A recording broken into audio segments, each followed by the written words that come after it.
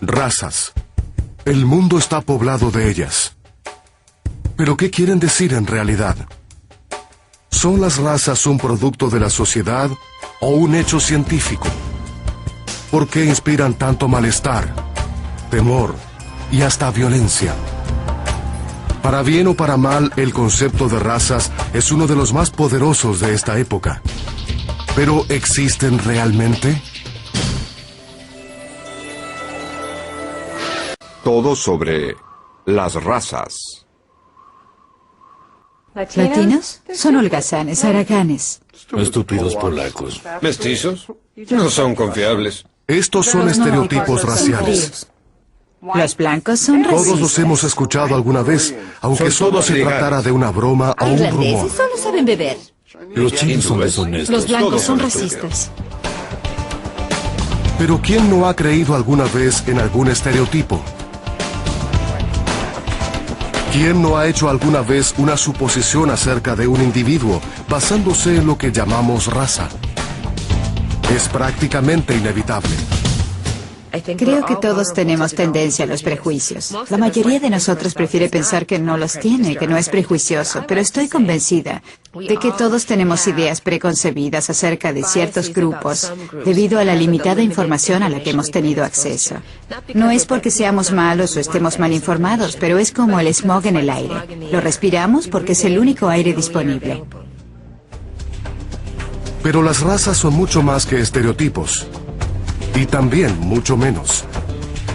En 1998, la Asociación Antropológica Americana declaró que el concepto de raza no tiene ninguna validez científica. En la actualidad, la mayoría de los expertos coinciden en que las razas simplemente no existen en el mundo natural. Pero no tienen que existir en la naturaleza para existir en la sociedad.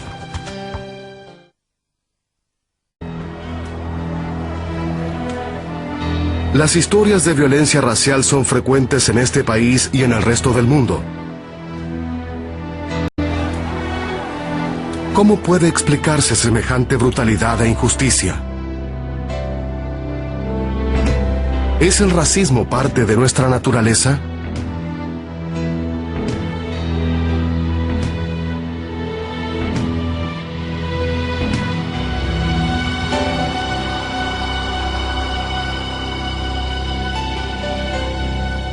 Sin duda, los hombres siempre han tenido un sentido de nosotros y ellos, una conciencia de diferenciación entre las personas. Una de las características que nos ha hecho prosperar en el planeta es el hecho de ser buenos para clasificar cosas y buscar similitudes y diferencias. Y en los pequeños grupos de personas, característicos de nuestro pasado como cazadores y recolectores, si la gente se veía diferente, había grandes probabilidades de que fueran personas que no estaban emparentadas. Y aquellos que no estaban emparentados tenían más probabilidades de ser peligrosos que aquellos que lo estaban. Y por lo tanto, este debe haber sido, en cierta forma, un mecanismo de defensa para la supervivencia. La necesidad de clasificar es algo evidente desde las primeras crónicas registradas. Los hombres tienen esta actitud con respecto a todo. Es uno de los universales de la cultura. La gente clasifica. No solo separa colores o tradiciones, sino que también se tipifican unos a otros. Pero de qué manera trata uno a la gente teniendo en cuenta esa clasificación es muy diferente. Es algo muy distinto.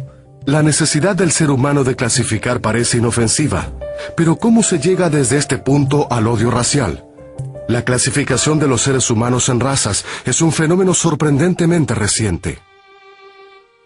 Cuando comenzó el apogeo de la ciencia en el siglo XVIII, esta propició la necesidad de denominar y clasificar a la naturaleza. Cada variedad vegetal o animal repentinamente recibió una etiqueta determinada y un lugar dentro de una jerarquía. En esa época, una nueva noción con respecto al hombre se deslizó en el pensamiento científico y popular. El hecho de que la gran cantidad de seres humanos del planeta podían ser reunidos en 3 o 4 grupos diferentes y así nació el concepto de razas. Desde el comienzo, los científicos discutieron acerca de lo que debía ser considerado como subespecie, tanto en el caso de los animales como en el de los hombres. Cada vez que los estudiosos y profesionales antropólogos han tratado de establecer y determinar cuál es el número apropiado de categorías de seres humanos, siempre se han topado con un número que refleja la edad, el clima y aquellas características particulares que se ven a simple vista. La idea de que la especie humana podía ser clasificada, no por la cultura, el lenguaje o la geografía, sino por algunos rasgos físicos arbitrarios, fue un concepto endeble desde el comienzo.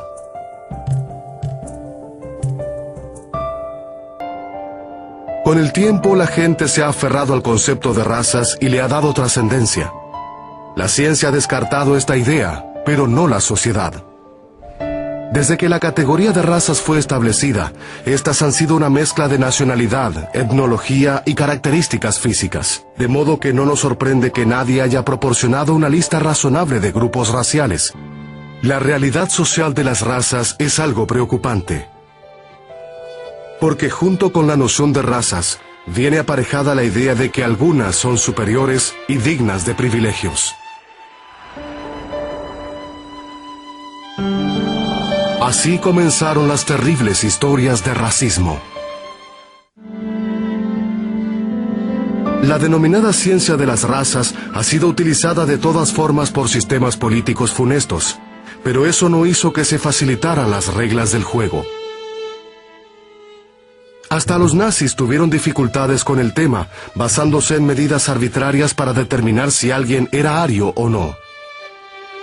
Los nazis aseguraban que una serie de rasgos físicos implicaban que alguien estuviera menos evolucionado y más próximo al animal. El tamaño de las orejas o la nariz de una persona determinaba si ésta merecía vivir o no. En los Estados Unidos de Norteamérica y el resto del mundo, el racismo se ha extendido hasta la edad moderna, dejando un rastro de sangre a su paso. En este país, la violencia racial puede ser menos frecuente de lo que fue alguna vez, pero no se ha ido. Aún existen grupos extremistas que mantienen con vida las ideas que representan. Muchos se rehúsan a aceptar que el concepto de razas ha perdido su base científica. Mucha gente aún cree que las razas constituyen una forma razonable de categorizar nuestra especie. El concepto de razas está profundamente enraizado en nuestra cultura y mentalidad. Compartimos un entendimiento común de lo que significa el mundo. Pero si uno le pregunta a la gente de qué raza es, no saben qué responder. Pues digo que soy mexicano. Siempre digo asiático, porque soy de China. Cuando alguien me pregunta de qué raza soy, solo digo que soy portugués. No tengo de qué avergonzarme. Es algo obvio, ¿no? Pues es confuso. Fíjate que me toman por filipino. Supongo que blanco, europeo, americano, si existe el término. En realidad soy mitad chino y mitad vietnamita. Pero mi respuesta típica sería chino, porque me identifico más con esa parte de mi herencia. Socialmente y políticamente, el concepto de raza ha pasado a ser muy importante. Lo utilizamos para designarlo todo, desde el color de la piel hasta la tradición cultural. La forma humana es milagrosa en sus variedades. ¿Pero tiene eso que ver con las razas? Pensémoslo de este modo. ¿Qué tal si dijéramos que una raza es un grupo de personas que tienen antepasados en común, se parecen físicamente y tal vez comparten ciertos rasgos genéticos comunes? Suena bastante simple. Pero ¿hasta qué punto somos distintos? La ciencia de la genética puede resultar esclarecedora con respecto al tema. Las investigaciones recientes han revelado que los genes de los seres humanos son idénticos en más de un 99%.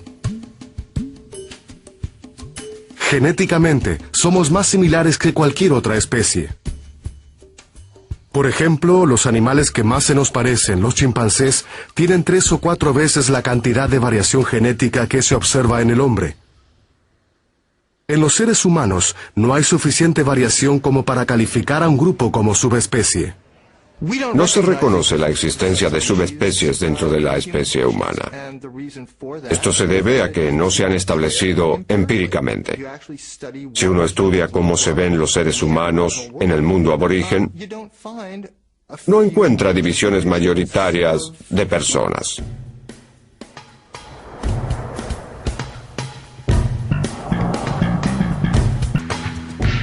Todos somos Homo sapiens sapiens, una especie sin subgrupos.